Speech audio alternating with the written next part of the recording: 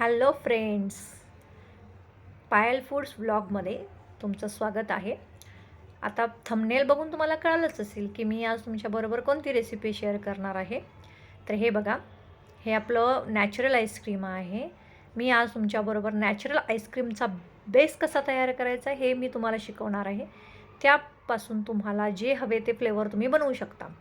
मी इथं मँगो आणि व्हॅनिला फ्लेवरमध्ये हे बनवलेलं आहे. बघा, टेक्स्चर बघा, आणि खूप क्रीमी आणि मस्त लागतं हे आईस्क्रीम. तुम्ही बघू शकता व्हिडिओमध्ये. तर चला याची रेसिपी बघूया. इथे आता मी एक मिक्सिंग जार घेतलेला आहे. यामध्ये 1 टेबलस्पून साखर टाकायची आहे, 1 कप मिल्क पावडर टाकायची आणि 1 कप दूध घेतलेलं आहे. आता हे आपल्याला मिक्सरवरती ब्लेंड करून घ्यायचं आहे.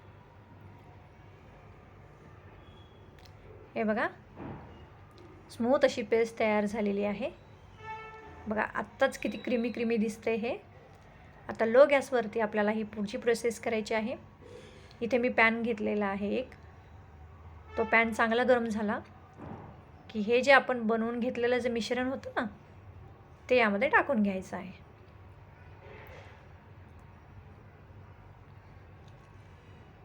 आपल्याला गॅसची फ्लेम स्लोच ठेवायची आहे, वाढवायचा नाही आहे गॅस इथं आपल्याला.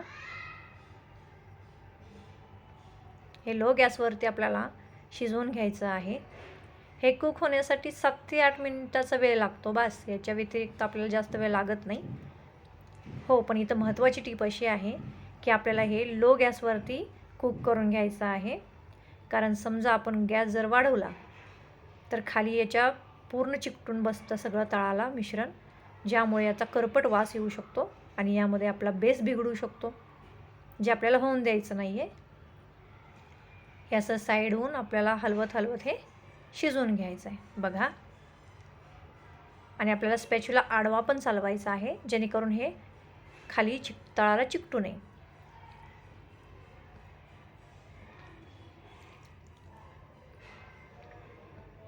बघा, हे हळूहळू असं शिजत आले की थोडं थिक व्हायला सुरुवात होतं. हे बघा, हे असं चटचटायला लागलं की आपलं हे मिश्रण होत आले असं समजायचं. यानंतर फक्त 1 मिनिटभर आपल्याला हे शिजवून घ्यायचं. त्यानंतर आपल्याला गॅस बंद करायचा आहे. हे बघा, याची कन्सिस्टन्सी बघा, थिक झालेलं आहे. असं क्रीमी मलाईदार मिश्रण दिसते हे आपलं.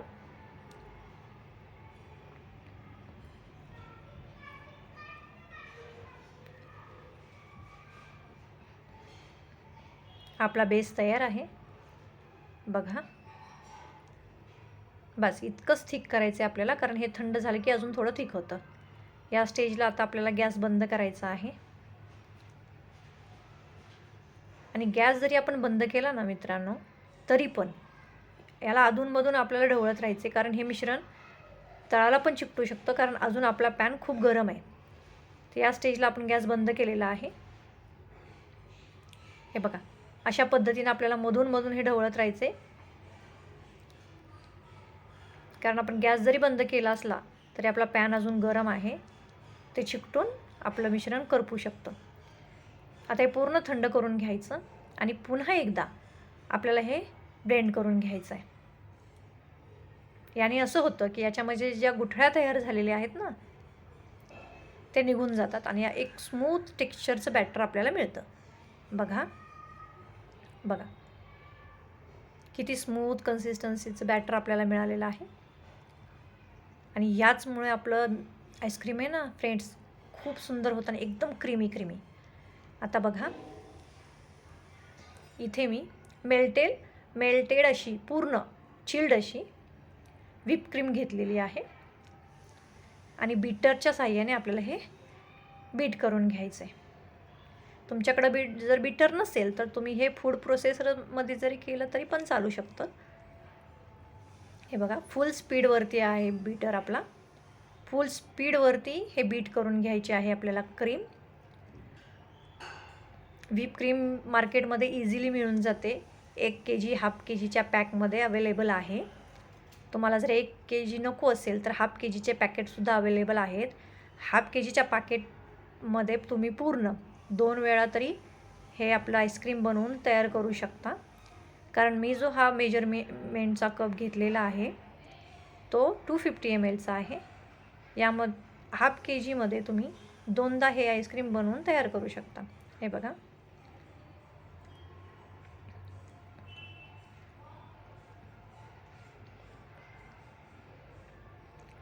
आता इथे एक टीप आहे. जेव्हा आपण केकसाठी क्रीम बीट करतो तेव्हा ती एकदम थिक असते.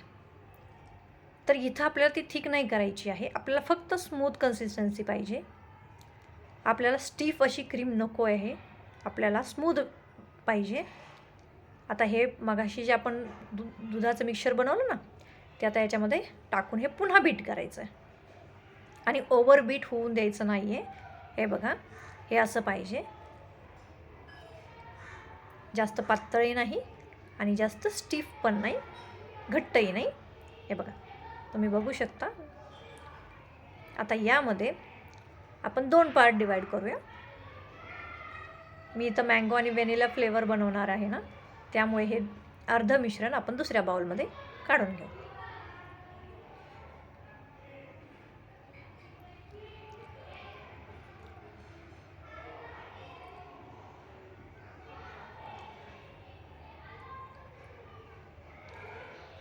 आता यामधील एका बाउलमध्ये मी हा मँगोचा पल्प यूज करणार आहे. मँगोचा सीझन आहे तर मँगो पल्प आपल्याकडे इझिली अवेलेबल आहे. आता तुम्ही म्हणाल जर इथे मँगो पल्प नसेल तर काय करायचं? तर अजून एक ऑप्शन आहे आपल्याकडे. इथे आपण मँगोचं इमल्शन यूज करू शकतो. आता इथं मी मँगोचा पल्प वापरला आहे त्यामुळे मी इथं 2 ते 3 ड्रॉपच फक्त मँगोचे इमल्शन वापरणार आहे. तुमच्याकडे मँगो पल्प नसेल तर तुम्ही ½ टीस्पून ह्याच्यामध्ये मँगो इमल्शन यूज करू शकता. हे असं छान मिक्स करून घ्यायचं आहे आपल्याला.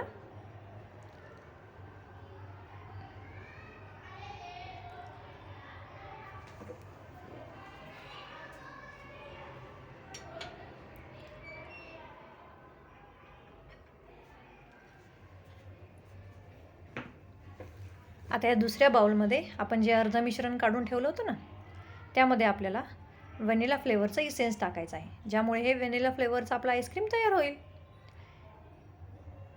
इथे मी 1/4 टीस्पून व्हॅनिलाचं इसेन्स वापरलेलं आहे आणि हेही छान मस्त मिक्स करून घ्यायचं आहे.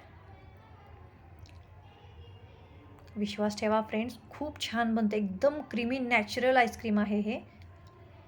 तुम्ही नक्की घरी ट्राय करा आणि मला कमेंटमध्ये नक्की सांगा. हे बघा, हे अशा पद्धतीने आपले 2 आईस्क्रीम फ्लेवरचे बेस तयार झालेले आहेत. आता मी अशा पद्धतीने एक एअरटाईट कंटेनर घेतलेले आहेत. यामध्ये आता आपलं मिश्रण ट्रान्सफर करायचं.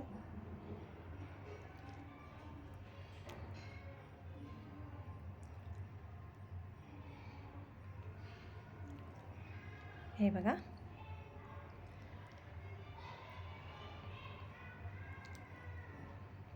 आता हे आपल्याला किमान 12 तास किंवा तुम्ही ओव्हरनाईट ठेवले तरी पण चालेल. 12 तास किंवा ओव्हरनाईट हे आपल्याला फ्रीजमध्ये सेट करून घ्यायचं आहे. फ्रीजमध्ये नाही, फ्रीझरमध्ये. बघा, 12 तासानंतर बघा आपला आईस्क्रीम तयार झालेला आहे. खूप सुंदर दिसते फ्रेंड्स आणि खायलाही खूप छान लागते. टेस्ट खूप मस्त आहे. मुलांना बाहेरचं केमिकलयुक्त वगैरे खायला घालण्यापेक्षा तुम्ही हे घरी कधीही ट्राय करू शकता. सामान जर अवेलेबल असेल तर एनी टाईम तुम्ही ते बनवू शकता. मी आज तुमच्यासोबत नॅचरल आईस्क्रीमचा बेस तयार केला आहे फ्रेंड्स. ओरिजिनल बेस तुम्ही नक्की ट्राय करा. खूप सुंदर होतं, क्रीमी होतं. चलो, बाय बाय.